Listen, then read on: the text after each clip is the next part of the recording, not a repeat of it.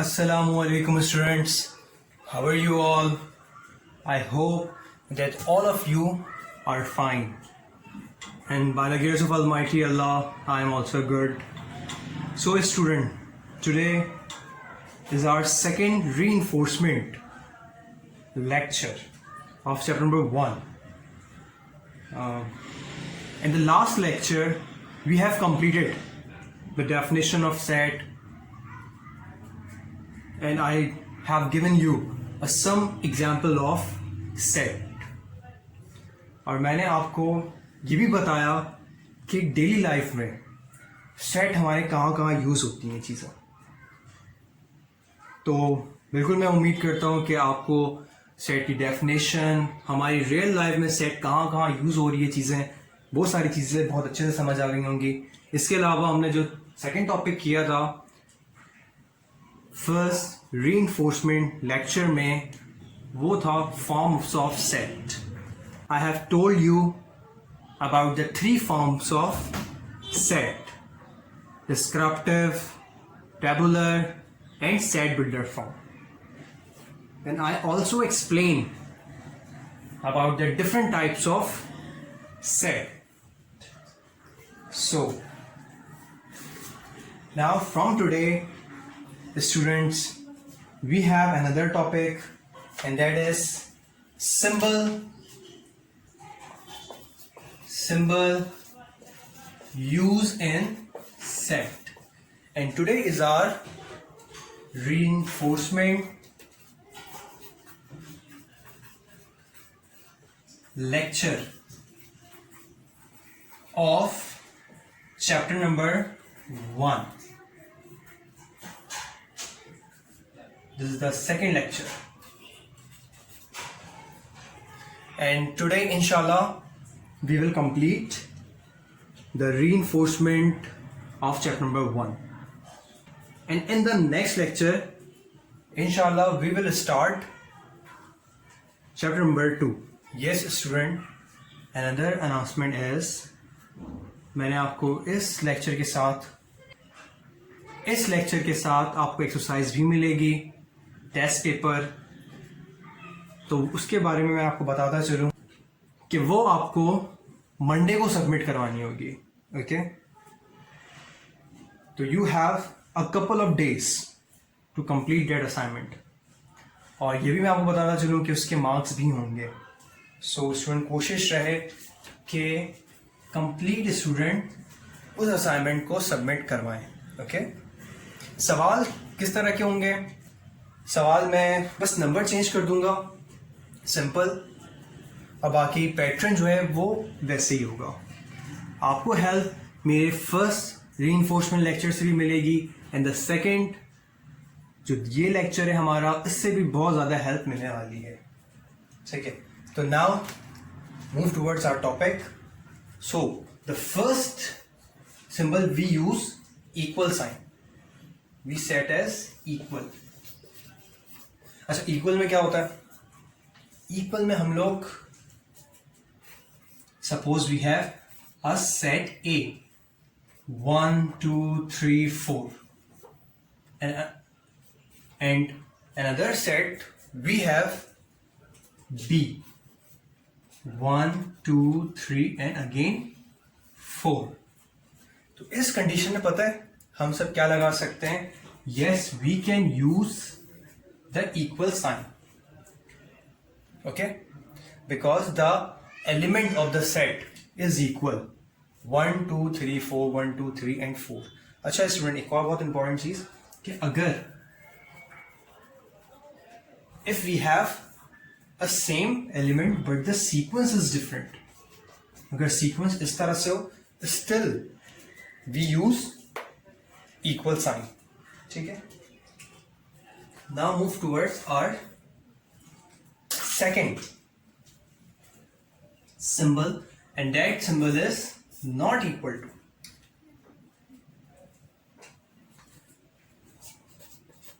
Not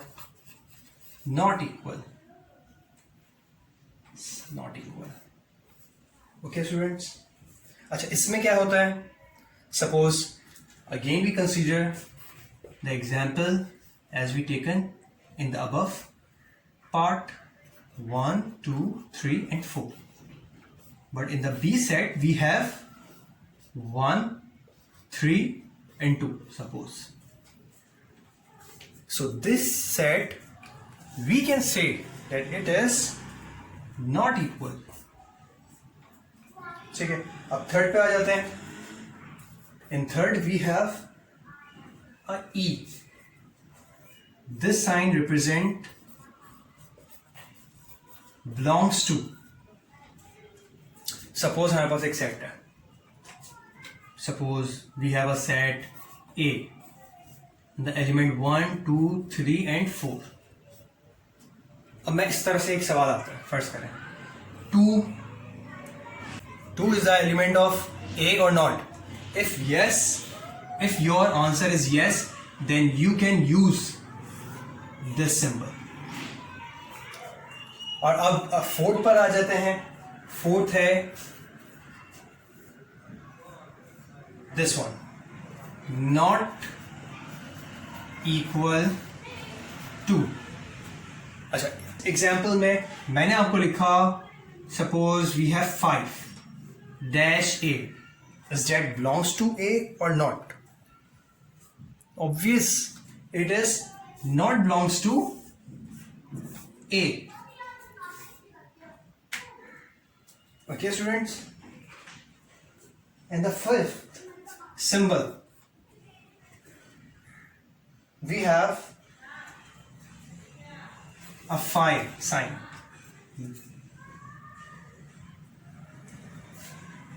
This is a symbol of empty set.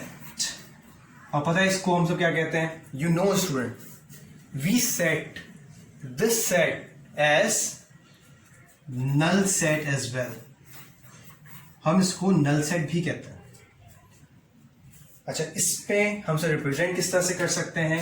हम इसको represent करते हैं इस तरह से. This is called a empty set. ठीक है, इसमें कोई एलिमेंट नहीं है. ठीक है, तो अब मूव करते हैं हम सब 6 पे. 6 पे मूव करते हैं. We have 8 symbol. तो yes, we start.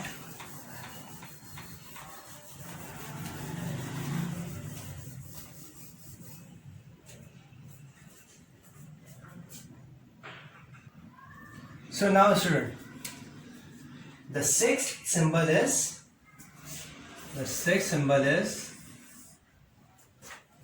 a C. It represents a proper subset. It is a proper subset. अच्छा, proper subset किसे कहते हैं? Suppose we have an example. A, the set 1, 2, 3, and B we have 1 and 3. So, student, we can say that B is a proper subset of A. We can write as, so student, we can write as B is a subset of A.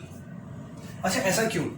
Because in the B we have all the element of set A. Set A के तमाम elements आपको कहाँ मिलेंगे? अगर set A के तमाम elements आपको B में मिल रहे हैं, तो इसका मतलब ही ये हुआ कि B जो है वो सबसेट है किसका? A का. And this is the sign of proper subset. Now, students, we are moving towards 7 symbol. 7 symbol.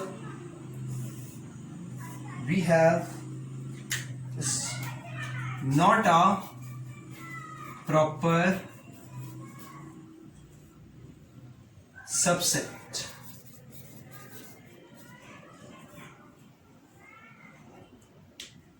Not a proper subset का मतलब क्या है कि if A, again we consider same 1, 2 and 3. And the B we have, suppose 2, 3 and 4. तो इस condition में आप ये देखें, due to the presence of 4, this set is not a proper subset. हम इसको कह ही नहीं सकते प्रॉपर सबसेट, क्योंकि आप दोनों में एलिमेंट जो 4 है वो एग्जिस्ट करता ही नहीं है. यहां पर 4 नहीं है और यहां पर 1 नहीं है. अगर सपोज यहां पर 1 हो जाता तो बिल्कुल हम लिख सकते थे कि A is a proper subset of B, लेकिन ऐसा है नहीं. इस सेट में अगर आप देखें तो 1 नहीं है और इस सेट में 4 नहीं है. डिफरेंस जो क्रिएट हो रही है चीज वो इसी वजह से हो रही है. So we can write as A लिख दें आप, is not a subset of B. Yes. अच्छा, the thing very important that student, you don't copy this all. ठीक है, this is only for the explanation. Okay, remember. Now move towards our 8 and the last symbol. अच्छा, इसमें क्या होता है? ये है सबसेट.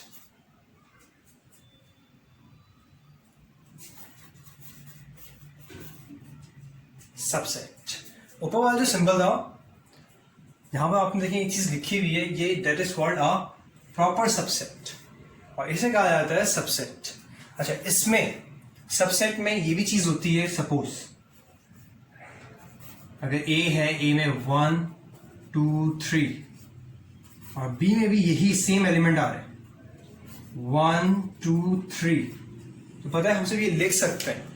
हम क्या लिख सकते हैं कि A is a subset of B, और we can write as, हम ये भी लिख सकते हैं B is a subset of A. हम ये दोनों चीजें लिख सकते हैं क्योंकि दोनों जो हैं वो ना सिर्फ सेम एलिमेंट हैं उसमें, बल्कि नंबर ऑफ एलिमेंट भी सेम है. So I hope student that you understand the symbol used in set. Now we are moving towards the union exercise. अब हम सब union करेंगे, then intersection. Now students, our next topic is operation on set. इस heading के अंदर जो first operation हम study करेंगे वो क्या है? Union of set.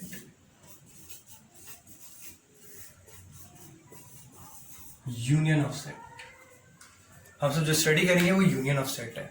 अच्छा स्टूडेंट्स, यूनियन ऑफ सेट के बारे में आपको ये बता दूं कि यूनियन हम करते क्या है. First we read the definition of union of set. A set containing all the element of A and B is called the union set of set A and set B. ठीक है, it contain all the element of set A and set B. इसका मतलब ये हुआ कि suppose we have a set A as 0, 1, 5, 7, 9 are random values, and the B we have 1, 3, we consider yes 5, 10 suppose. तो अब हम और लिखा हुआ आ जाए suppose find A union B. तो हम किस तरह सॉल्व करेंगे? ये सॉल्यूशन का मेथड क्या होगा? First we put the heading as solution. Solution की हेडिंग डाली and now A union B. Write the element of A. We have 0, 1, 5, 7 and 9. And put the union sign. And the B is 1, 3, 5 and 10। ठीक है, अब आप किस तरह से करेंगे इसको? As per the definition it contain all the element of set A and B. तो क्या 0 हम लिखेंगे?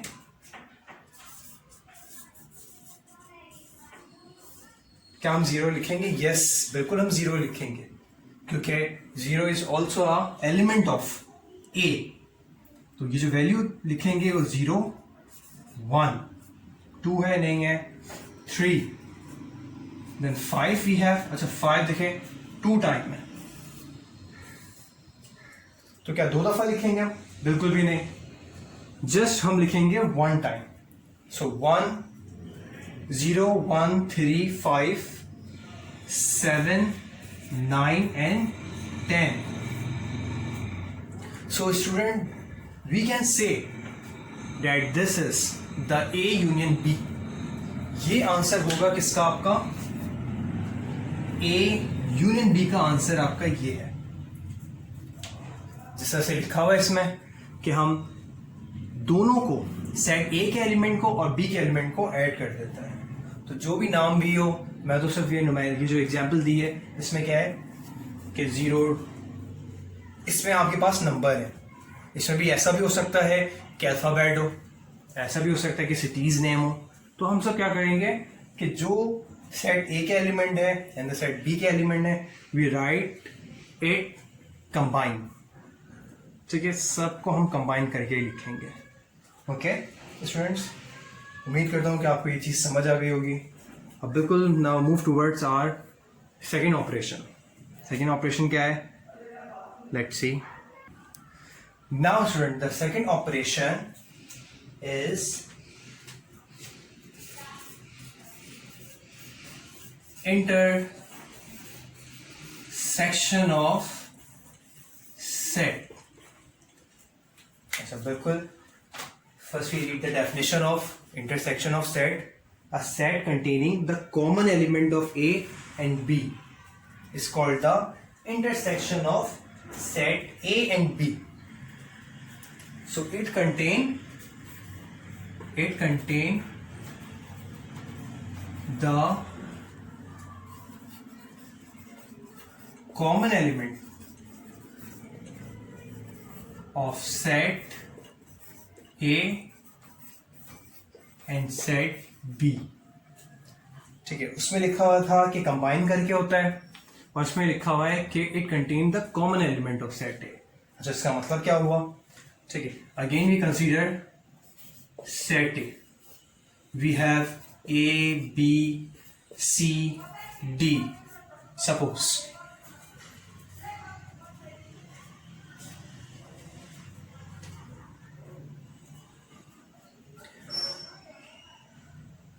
and we have this set B as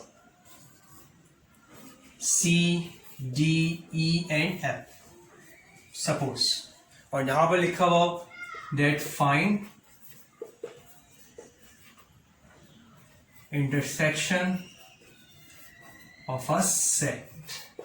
तो स्टूडेंट्स हम क्या करेंगे? First we put the heading as solution. सबसे फर्स्ट हम सॉल्यूशन की हेडिंग लिखेंगे, और सॉल्यूशन की हेडिंग के बाद as per the instruction A intersection B, so write the element A B C D at the intersection sign, then we can write as C D E and F. अब देखिए हम इसको किस तरह से लिख सकते हैं।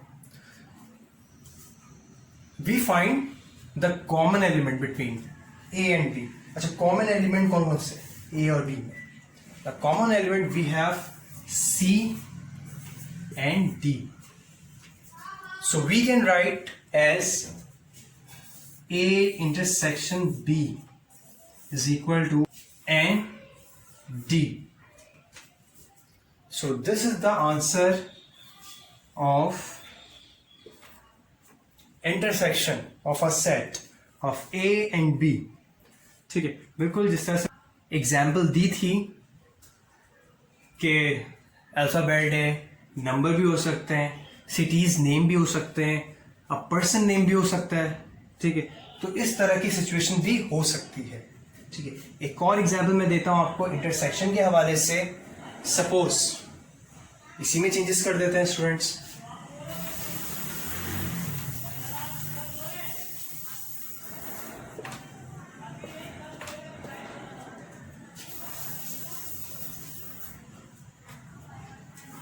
Now we have the element as x, y and z. अच्छा, इस कंडीशन में हम क्या करेंगे? अब इस कंडीशन में भी अगेन सॉल्यूशन की हेडिंग,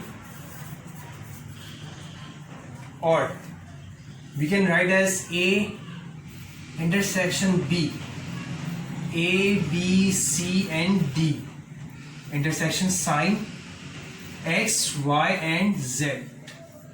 अच्छा, ये एग्जाम्पल करवाने का मकसद क्या है? Now just look at the set A and B. Do you find, student, the common element? We have A, B, C and D, and the B set we have X, Y and Z. So obvious, none of the common number or the alphabet in the set. So हम क्या लिख सकते हैं? हम क्या लिख सकते हैं? The answer is null set. इसको क्या कहते हैं हम सब? null set कहते हैं, या हम इसको empty set भी लिख सकते हैं, ठीक है। तो इसका आंसर इस तरह से लिखा जाएगा, empty set करके। Okay, now students move towards our next and third operation of set. Now the third one is difference of set. The third operation is difference of set. अच्छा, difference of set में first obviously read the definition.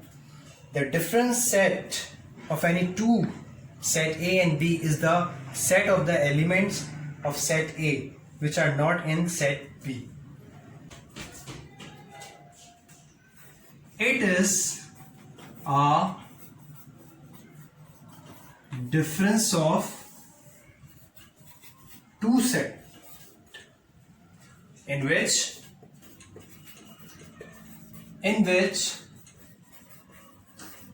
element of set A is written,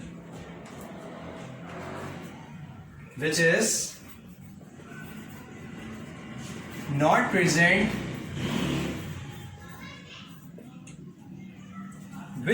not present, in set B.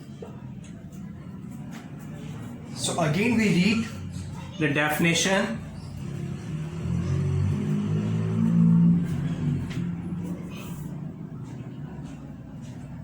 It is a difference of two set in which element of set A is written which is not present in set B.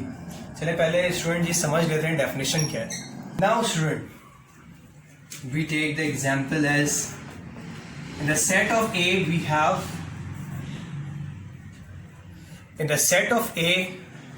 the element as 2, 3, 5, 7 and 9 suppose.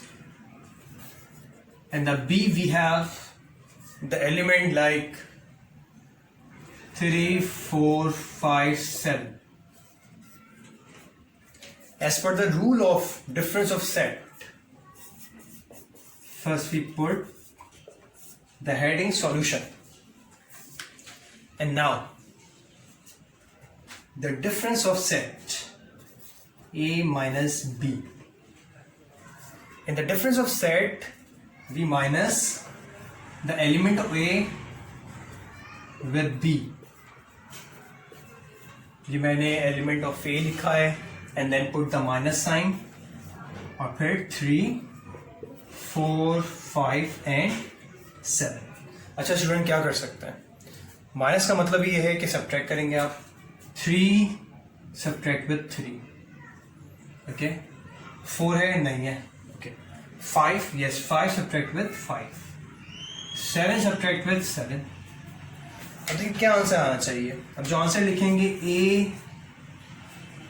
Minus और A difference B का, वो answer आएगा 2 and 9 only, ठीक है। अच्छा, 2 और 9 answer क्यों आ रहा है? इसलिए स्टूडेंट के यहां पर जो चीज लिखी हुई है, in which the element of set A is return, अब आपको ये चीज समझ आ गई होगी कि डेफिनेशन में ये क्यों है। It is the difference, yes, minus कर रहे हैं, of two set in which element of set A is return. जो सेट A के रिमेनिंग एलिमेंट है जो कैंसिल आउट नहीं हुए, वो हम लिखते हैं, यानी कि 2 और 9 is return which is not present in set B, जो सेट B में मौजूद ना हो। अच्छा, एक और चीज आप देखिए कि we have one element left in set B। Set B में भी एक एलिमेंट लेफ्ट है, but we don't consider the element of set B। हम सेट B के एलिमेंट को कंसीडर नहीं करते, ओके। अगर हम फर्ज करें यही सवाल इस फॉर्म में करें B माइनस A, ठीक है, तो आंसर डिफरेंट होगा, ठीक है। हम करके देख लेते हैं। इसको मैं मिटाता,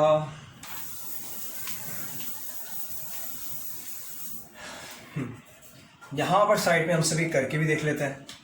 क्या है? Same data B minus A। First we write the set of B। B क्या है? We have 3, 4, 5 and 7. Put the sign of subtraction and the A 2, 3, 5, 7, 9। अब इंपॉर्टेंट है कि देखते हैं आंसर क्या आता है। B minus A, first cancel out 3, 3, 5, 5, 7 with 7. तो student, so the answer is 4। तो आप ये देख सकते हैं, जब हम सब कर रहे हैं A minus B, then we found the answer 2 and 9, the two element। और जब हम कर रहे हैं B minus A, then we found the answer 4, just one element। so याद रखिएगा ये डिफरेंस है, ठीक है। यहाँ पे भी आप देखिए 2 और 9 अगेन लेफ्ट है, लेकिन वो 2 और 9 हम सब नहीं लिखते हैं because it is the element of A, ठीक है। The fourth and the last operation, that is complement of a set।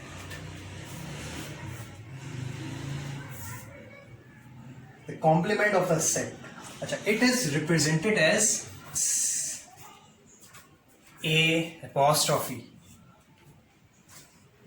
So first we read the definition of complement of a set। If a set A is a subset of a given universal set, then the set of elements not in A is called its complement set। We can write as the set, it is a set of element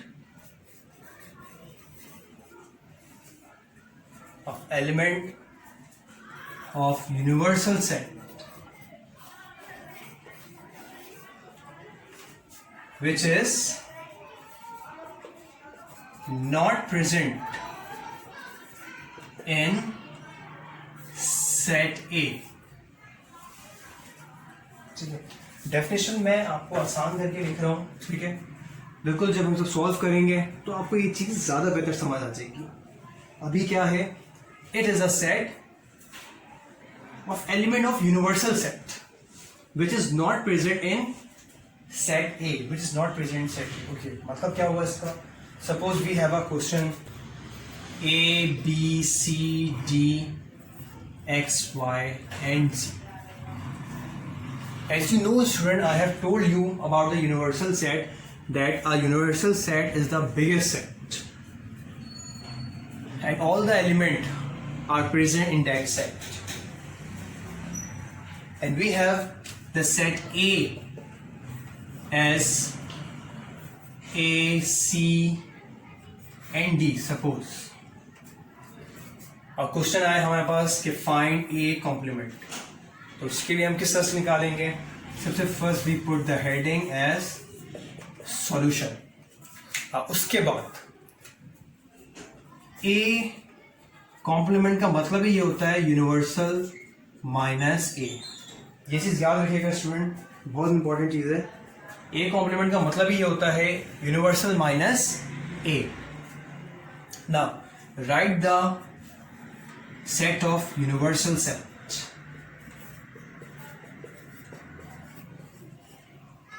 Write the element of universal set. Now minus sign and the A, C and D. अब इसमें क्या करेंगे student? बिल्कुल cancel out, A with A, C with C, D with D. Answer क्या आया? A complement is equal to B X Y and Z. हमारा आंसर ये आएगा। अच्छा, अब हम समझते हैं कि डेफिनेशन में ये लिखा हुआ क्या है। इट इज अ सेट, ये एक सेट है of element of universal set, element of universal set which is not present in set ए, जो सेट ए में मौजूद नहीं है। अब आप ये खुद भी देख सकते हैं कि बी, क्या ये सेट ए में मौजूद है? नहीं है। एक्स, क्या ये मौजूद है? बिल्कुल भी नहीं है। Is that the element Y is present in set A? No. And same goes with Z. इसीलिए डेफिनेशन में ये लिखा हुआ है कि which is not present in set A. So students, we have completed our another topic, that is operation on set। ठीक है, मैंने आपको एक एग्जाम्पल करके भी दिखा दिए ताकि आपको कोई प्रॉब्लम ना हो। So students, now our last topic is properties of set. Properties of set in which we have a different type of properties of set. Okay, first हम सब करेंगे अभी, वो हम करेंगे commutative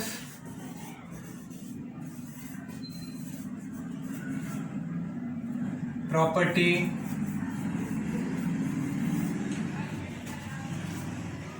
of union of set, of union of set.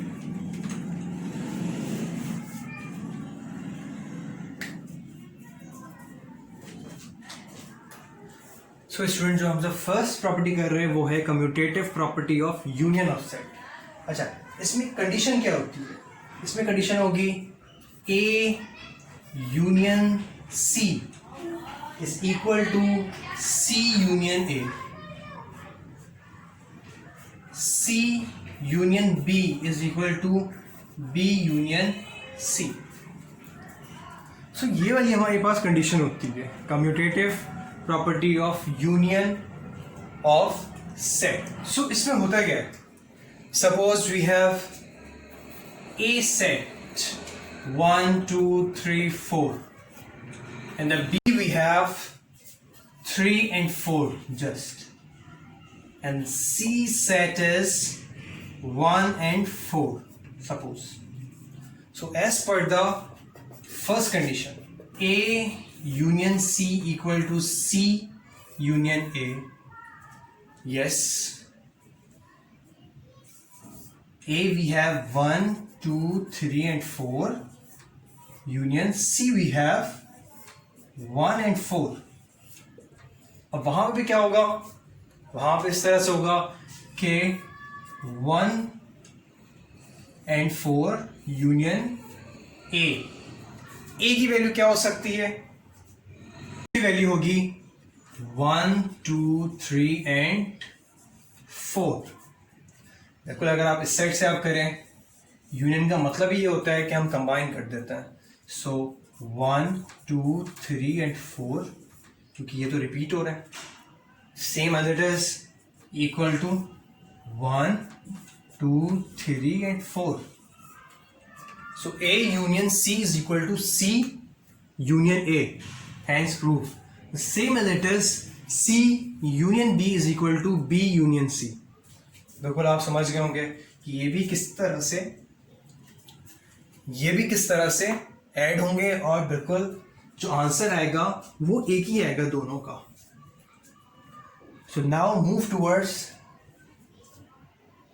another properties of set, and that is, और जो second है हमारे पास वो है property commutative property of intersection.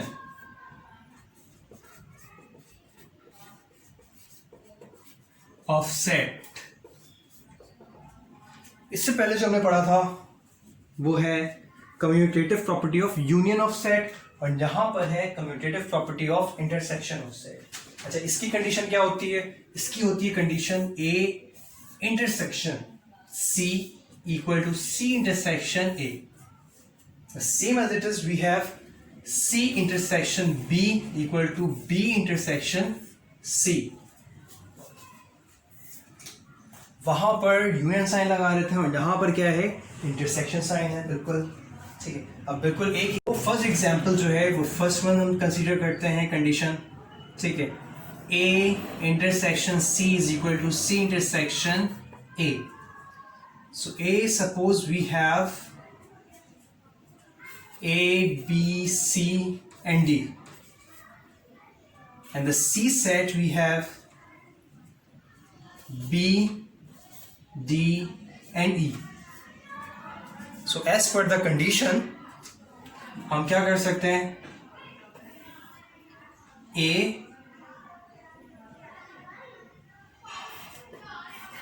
intersection C is equal to C intersection A. Write the element of A set A, B, C and D, intersection sign B, D and E equal to C. The C we have B, D and E, and again we put the intersection sign and A, B, C and D. अच्छा, इसमें क्या करेंगे हम? As you know, intersection में हम सब लेते हैं कॉमन। इन दोनों में अगर आप कॉमन देखें तो we found B and D। तो आप हम यहाँ पर लिख सकते हैं कि एक साइड का जो आंसर है वो B और D है, इक्वल की sign as per the instruction of the question, ये इक्वल है। अब यहां पर भी देख लेते हैं क्या ये इक्वल है, ये कॉमन है एंड देन डी कॉमन है। So yes, we set that A intersection C is equal to C intersection A। बिल्कुल इसी तरह से सेकेंड कंडीशन भी होगी, C intersection B is equal to B intersection C, लेकिन वो मैं अभी नहीं करवा रहा, ठीक है। अब मूव करते हैं now the third property of the set, that is, so student, our third property is associative property of union, associative property of union of set, and in this property we can write as A union B union C is equal to A union B union C. So difference क्या है student? Difference इसमें आप देखें small bracket है।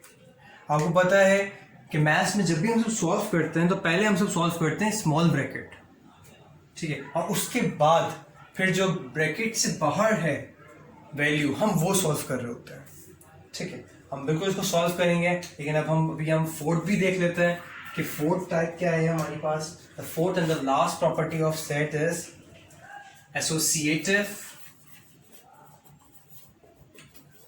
Property of intersection of set. यहां पर लिख लेते हैं सेक्शन ऑफ सेट। अच्छा, इसमें हम क्या करेंगे? इसमें स्टूडेंट्स बिल्कुल ऐसी ही चीज होती है, बस फर्क क्या होगा, A intersection B intersection C equal to A intersection bracket B intersection C. तो इस तरह की कंडीशन होगी, ठीक है। तो इन दोनों में से स्टूडेंट्स हम सब एक सॉल्व कर लेते हैं। सॉल्व करके मैं आपको दिखा देता हूं कि right hand side will be equal to left hand side, लेकिन सॉल्व करने का तरीका अलग होगा। जहां पर हम पहले इस ब्रैकेट को सॉल्व करेंगे, जहां पर पहले हम सॉल्व करेंगे ए इंटरसेक्शन बी को, और यहां सॉल्व करेंगे बी इंटरसेक्शन सी को पहले। लेकिन एट द एंड जो फाइनल रिजल्ट आएगा वो दोनों का आएगा हमारे पास सेम। बिल्कुल स्टार्ट करते हैं। So we take the associative property of intersection of set. ऐसी कंडीशन क्या होती है, A intersection B small bracket intersection C is equal to A intersection small bracket B intersection C. ये वाली कंडीशन होती है। So suppose we have A as 1 2 3 4 and 5. Suppose B we have 3, B we have 2, 3, 7 and 8, and the C we have 3, 7 and 9. So first we consider the left hand side. आप लिखेंगे इस तरह से, consider left hand side. अब left hand पे क्या है हमारे पास लेफ्ट हैंड पर है A intersection B intersection C, ठीक है। बिल्कुल इसी तरह सबसे पहले स्टूडेंट जो हम सब सॉल्व करेंगे वो क्या सॉल्व करेंगे, हम सॉल्व करेंगे ए इंटरसेक्शन बी पहले सॉल्व, कि पहले जो हम सब स्मॉल ब्रैकेट की वैल्यू सॉल्व कर रहे होता है, ठीक है। ए है, ए लिखा 1 2 3 4 and 5। इंटरसेक्शन की साइन बी क्या है, बी वी हैव 2 3 7 and 8। अब ए इंटरसेक्शन बी का आंसर आएगा, search the common element 2 3 and enough, so 2 and 3। हमारे पास ए इंटरसेक्शन बी का जो आंसर आ रहा है वो आ रहा है 2 and 3। अब हम क्या लिख सकते हैं, अब कंडीशन जो है हमारे पास कंप्लीट कंडीशन लेंगे, A intersection B bracket close intersection C.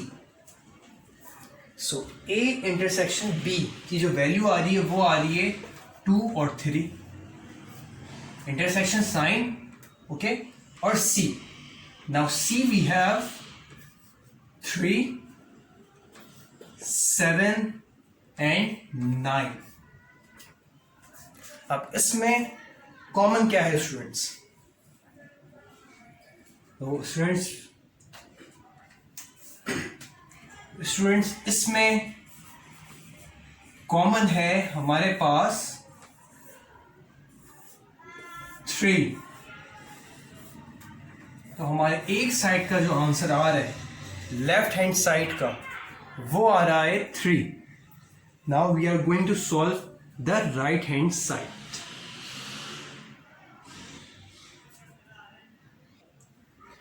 So students, हम सब यहाँ पर लिख लेते हैं कि left hand side A intersection B bracket close intersection C का जो आंसर आ रहा था वो आ रहा था 3. Right hand side,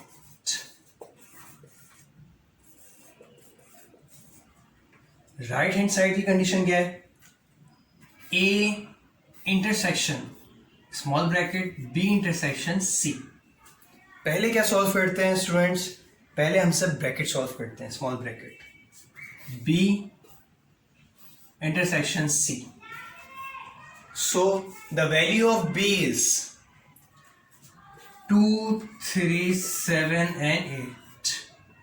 Intersection sign.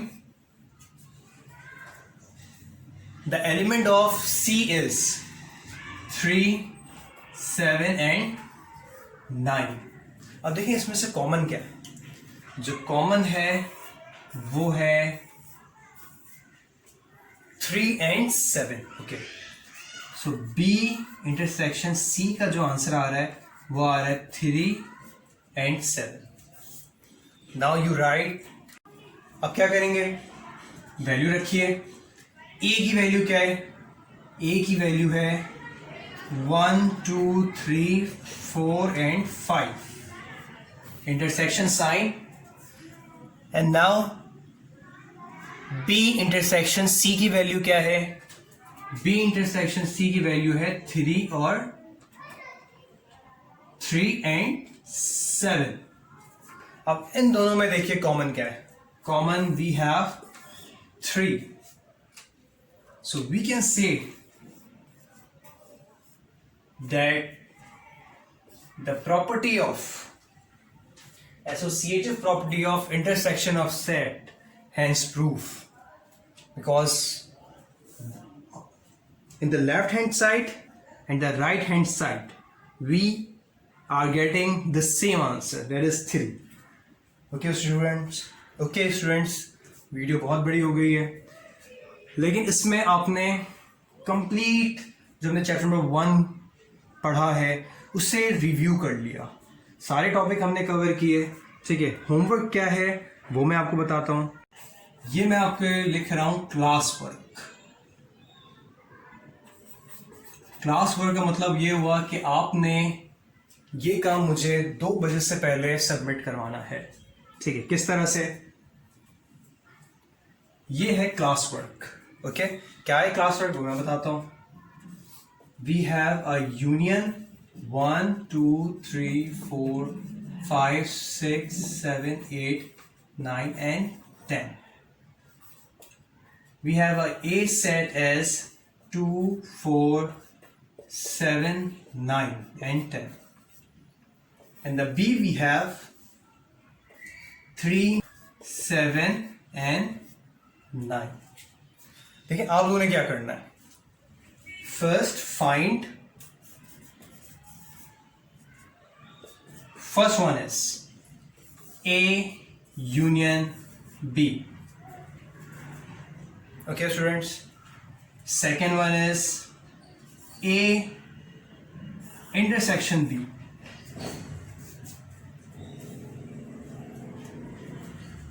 Third, difference of two set. And the fourth one is A, and the fourth one is A complement. The fifth is B complement. Now class work क्या है? Class work का मतलब ये हुआ कि आपने ये मुझे, ठीक है, बिफोर 2 o'clock आपने मुझे सबमिट करवाना है.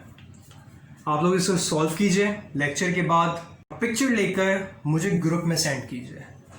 ओके, मैं देखूंगा किस इसको समझ आ गया. Thank you so much students.